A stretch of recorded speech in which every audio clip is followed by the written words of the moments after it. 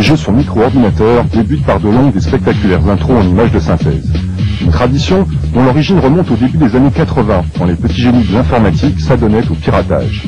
Quand ils s'amusaient à faire sauter les protections des jeux pour pouvoir les copier et les diffuser, les crackers n'oubliaient jamais d'ajouter une petite intro portant leur signature et montrant leurs dons de programmeurs, graphistes et musiciens. 15 ans plus tard, le piratage n'est plus un but. La prouesse de programmation est devenue une fin en soi et les crackers se sont rebaptisés Demo Makers.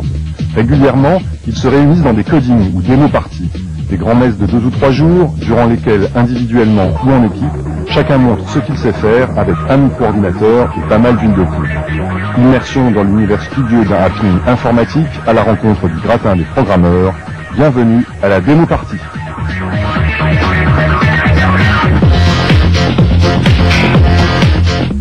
Malgré leur passion commune, les démo makers ont des intérêts différents. Comment vient-on à une coding party et pourquoi? Question aux participants les moins occupés. Moi c'est Dr Yes qui nous avait appelé suite à ce qu'il avait trouvé, je sais pas, j'ai vu les invitations, il a trouvé notre musique disque sur un CD d'un magazine et il trouvait nos productions assez bien, alors il nous a invités. Qui se basait sur les BBS, sur les réseaux, des invitations, une intro d'invitation. Voilà, c'est pas ce que mon père m'a amené, tout simplement. Bon, pareil. Pas de Dijon. Jean-Marie Corbeil.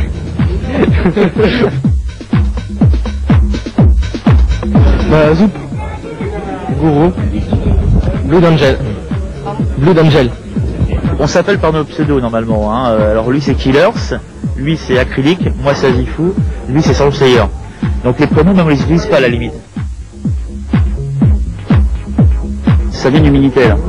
Sur le Minitel, on utilise des pseudonymes pour cacher son identité. C'est vrai que le pseudo aussi, ça donne une certaine forme d'intérêt. Si tu veux, ça permet de te mettre un peu plus en valeur. C'est déjà un peu moins compliqué, par exemple, t'appeler comme rappel. Tout le monde, par exemple, peut s'appeler Olivier.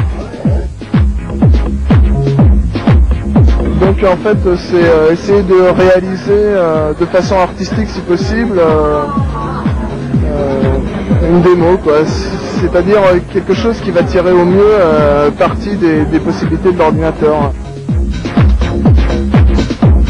Le fait qu'on peut apprendre des trucs, c'est pour l'instant au niveau où on est dans les études, tout ce qu'on peut apprendre en informatique, c'est un niveau très basique. Donc si on veut progresser à un certain niveau, en solitaire c'est très difficile. Alors un moyen d'apprendre c'est en venant en partie et en connaissant des gens qui connaissent trop bien le monde de l'informatique et tout ce qui bouge, quoi. C'est vrai qu'il y a une entraide entre les démo makers et c'est ça qui est... J'étais assez surpris justement de voir dans la première démo partie que les plus grands démo makers en fait sont très très sympas avec ceux qui débutent. Ça m'est arrivé d'aller à des parties et de voir aucune démo. Je viens pour rencontrer des gens que j'ai contactés soit par le biais de BBS, soit par le biais d'internet, parce que j'ai d'autres choses à partager avec elles. Les sociétés recrutent, ça commence à devenir on sait que c'est un filon maintenant pour aller chercher des gens de talent dans ce genre de milieu. C'est un bon tremplin. Je sais qu'il y a beaucoup de démo makers qui deviennent après soit programmeurs, graphistes. C'est aussi le fait de voir les choses qu'on a fait sur écran géant, je pense que c'est vraiment intéressant. Vive les démo parties.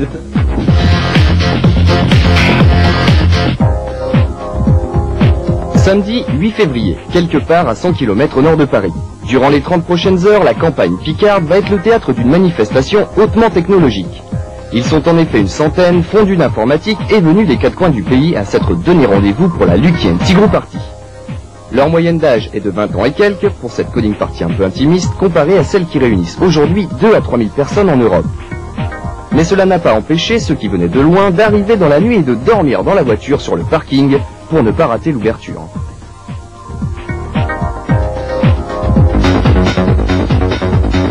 Les premières heures de la matinée, c'est l'installation. Chaque groupe déballe ses ordinateurs, périphériques, disquettes et câbles, sans oublier pour certains les mascottes et autres calicots portant l'enseigne de l'équipe. Le matin, c'est aussi le moment des retrouvailles. Les démo makers qui programment ensemble communiquent généralement par modem. La partie, c'est donc l'occasion pour eux de se revoir, d'échanger en direct programmes et idées, et même de bricoler ensemble leurs micros. Bidouille oblige dans une coding party, les micro-ordinateurs restent généralement ouverts.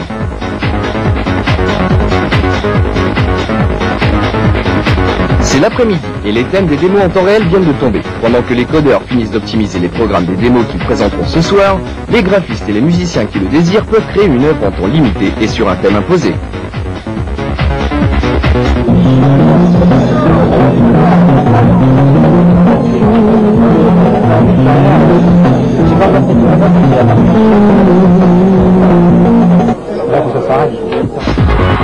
À chacun sa spécialité et à chacun le choix de sa machine. Si les PC sont de plus en plus répandus dans les coding parties, on y trouve aussi des micros un peu passés de mode, voire même quelques antiquités. Moi, je suis venu ici un petit peu pour montrer à tous ceux qui pensaient que c'était pas possible qu'on pouvait faire des choses assez sympas sur CPC. Alors, le CPC, c'est une très vieille machine qui a été sortie par Amstrad dans la fin des années 80. C'était vraiment une machine très répandue et dans ma classe, je sais qu'on était sur 30, on devait être à peu près 6 ou 7 à avoir un CPC. Donc à l'époque, on s'est changé des jeux qu'on piratait, mais il faut pas le dire. Alors au niveau des pièces, faut dire que c'est assez compliqué. Rien qu'au niveau des disquettes, on a un sacré problème parce que c'est des disquettes qui n'existent plus. Donc on a, pour la plupart d'entre nous, on a opté pour avoir un lecteur 3 pouces et demi sur CPC. Ce qui est bien pratique, c'est plus fiable et puis c'est en même temps c'est assez confortable de pouvoir jongler avec deux lecteurs comme ça. C'est un défi personnel et en même temps c'est pour montrer à toutes les autres machines, PC, Amiga, Atari, Falcon, etc.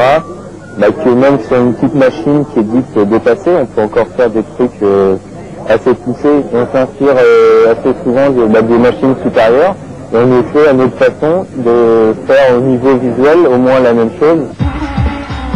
Un vidéoprojecteur a été installé pour diffuser tout à l'heure et sur grand écran les productions de la journée.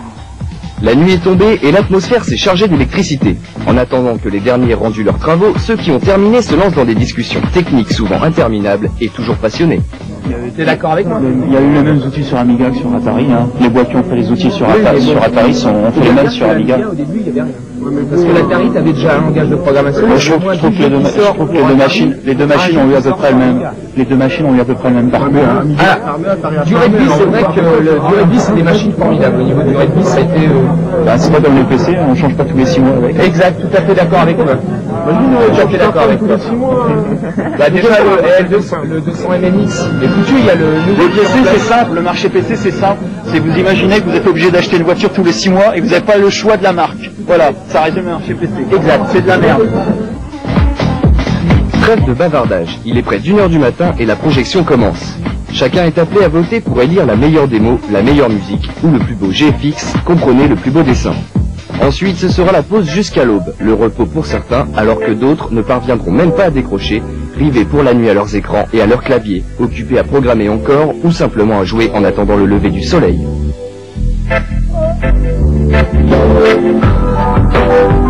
Dimanche matin, la fièvre est retombée. Beaucoup sont repartis durant la nuit sans attendre le résultat des votes et la remise des prix. L'important dans une démo partie, ce n'est finalement pas de gagner, ni même d'avoir participé à la compétition. Simplement d'avoir été là physiquement et d'avoir pris connaissance des plus belles réalisations du moment. Pour pouvoir en demander encore plus à sa machine et faire encore mieux que les copains à la prochaine démo partie.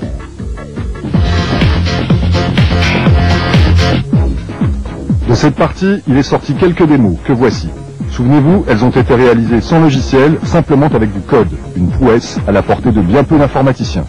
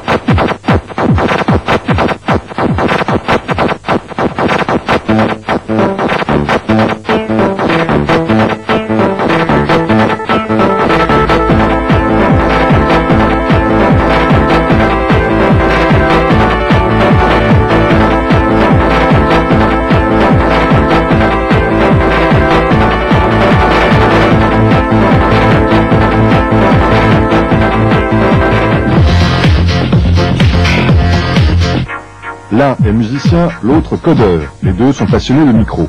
Qui sont-ils et à quoi rêvent-ils? Nous avons rendu visite chez eux à deux représentants de la scène démo française. Bon, alors, je m'appelle William Agazvari.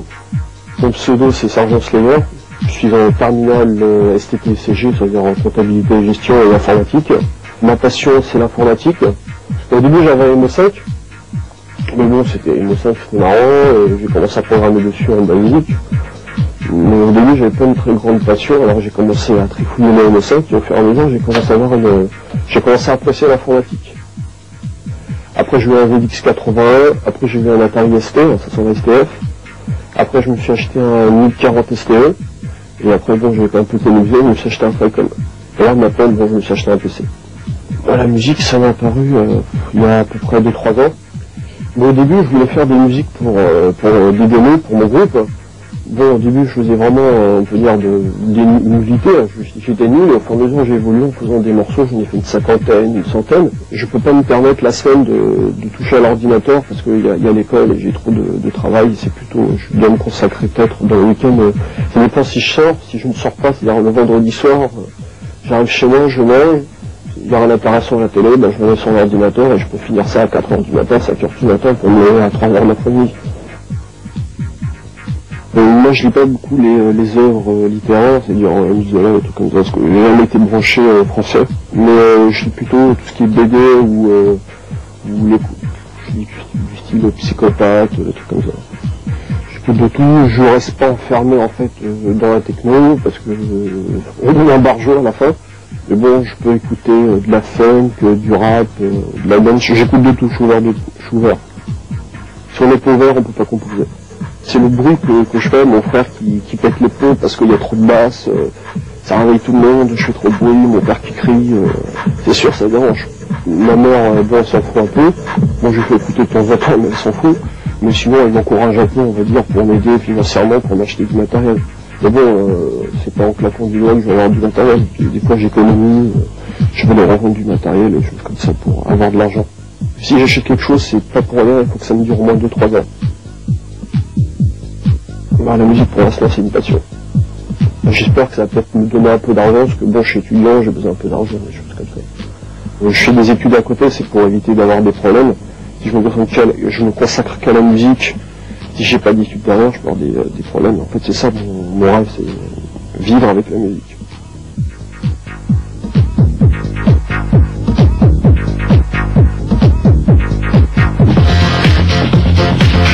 Je m'appelle Edouard Berger, quoi. En fait, maintenant je suis plutôt connu sous le nom de Rodélie. On a fondé un groupe il y a 1 an qui s'appelle Flower Corp avec un ami, Phare. Et depuis on fait des démos. Depuis l'école primaire, j'ai toujours été attiré par les ordinateurs, donc ça a commencé avec le TO7. Mon premier programme, il était en 3 lignes, c'était un chronomètre, quoi. Ça faisait défiler des nombres, je connaissais par cœur, mais je savais pas ce que ça voulait dire. Et après, je suis passé sur d'autres machines, donc le CPC, les MO5, plein de bécanes.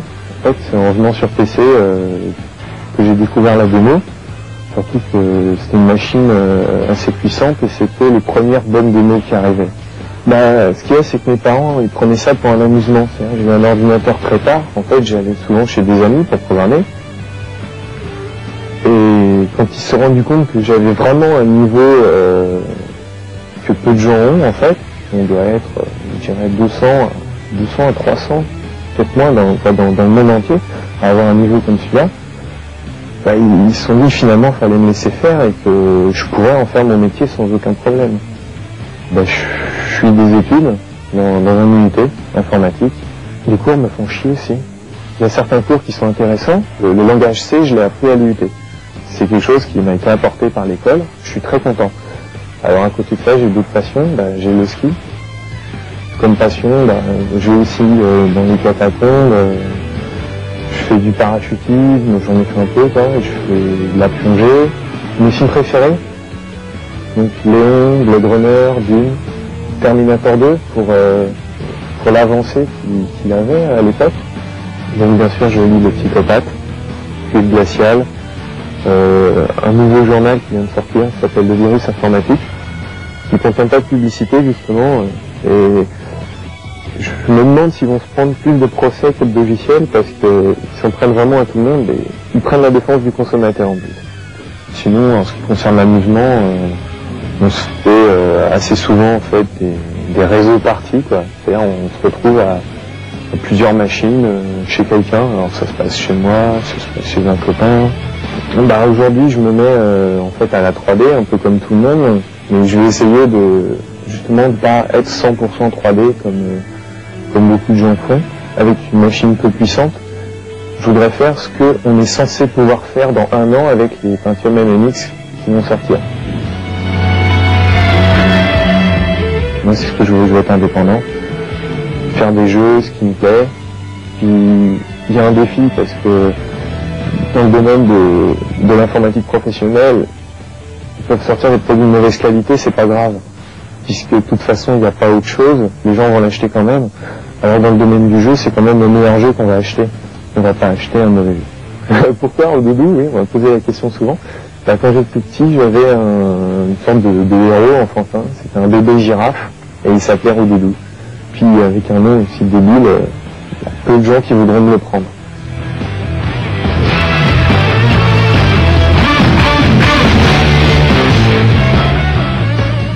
La scène démo française est en quête de nouveaux talents, féminins en particulier, histoire de repeindre un paysage pour l'heure un peu macho. Démo makers, démo makeuses, il vous reste quelques mois pour peaufiner vos créations, puisque la prochaine grosse démo partie, la Saturne, aura lieu à Chelles en banlieue parisienne en septembre prochain.